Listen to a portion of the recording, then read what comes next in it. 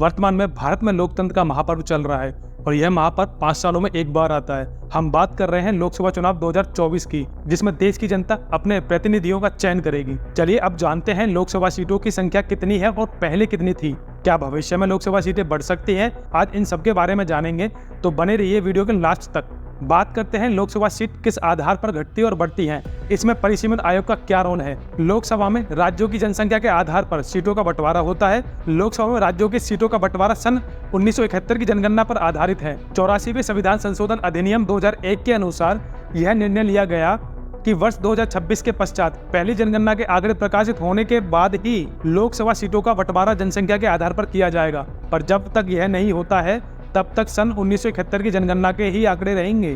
परिसीमन आयोग का गठन केंद्र सरकार द्वारा संसदीय विधि के तहत किया जाता है, जिसका कार्य विगत जनसंख्या के आधार पर चुनाव क्षेत्र की सीमा निर्धारण करना होता है। सबसे पहला गठन 1952 में और लास्ट गठन 2020 में हुआ था।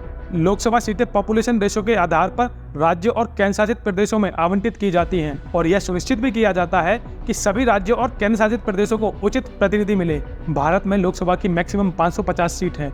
ये विभिन्न राज्यों और केंद्र शासित प्रदेशों के बीच पॉपुलेशन के आधार पर विभाजित की जाती है तथा शेड्यूल कास्ट और शेड्यूल ट्राइब के लिए सीट रिजर्व की जाती है और ये रिजर्व सीट पॉपुलेशन के आधार पर तय की जाती है। और एंग्लो इंडियन समुदाय के लिए भी 2 सीट राष्ट्रपति द्वारा मनोनीत होती थी।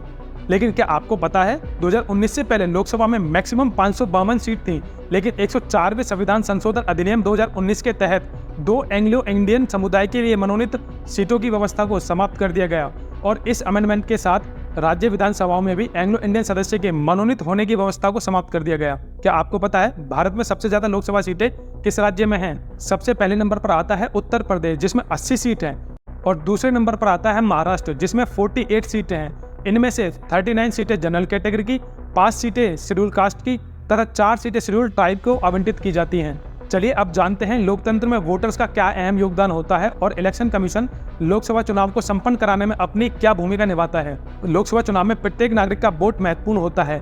चुनाव आयोग हर चुनाव से पहले वोट लिस्ट को अपडेट करता है, जिससे हर नागरिक को वोट करने का अधिकार मिल सके। इसके अलावा मतदाता अभियान चलाए जाते हैं ताकि ज्यादा से ज्यादा लोग अपना मताधिकार का प्रयोग कर सकें। चुनाव आयोग चुनावी प्रक्रिया की निगरानी करता है और इलेक्शन कमीशन का काम चुनावी कानूनों का पालन सही ढंग से कराना तथा आचार संहिता लागू करना है। इसके अलावा इलेक्शन कमीशन मतदान के दिन सुरक्षा व्यवस्था की उपलब्धता और मतदान केंद्रों की तैयारी की जिम्मेदारी संभालता है। लोकसभा चुनाव केवल राजनीतिक दलों के नेताओं के लिए ही नहीं, बल्कि आम नागरिकों के लिए भी एक महत्वपूर्ण अवसर होता है। देश के नागरिक अपने वोट से देश की दिशा तय करने में योगदान देते हैं। चुनावी प्रक्रिया का पारदर्शी और निष्पक्ष होना लोकतंत्र की मजबूती का संकेत होता है। इसलिए प्रत्येक नागरिक का कर्तव्य है कि वह अपने मताधिकार का सही उपयोग करे और देश के विकास में अपना योगदान दे। और आप सभी से मेरा विनम्र निवेदन है, लोकतंत्र के इस महापर्व में वोट डालने जरूर जाएं।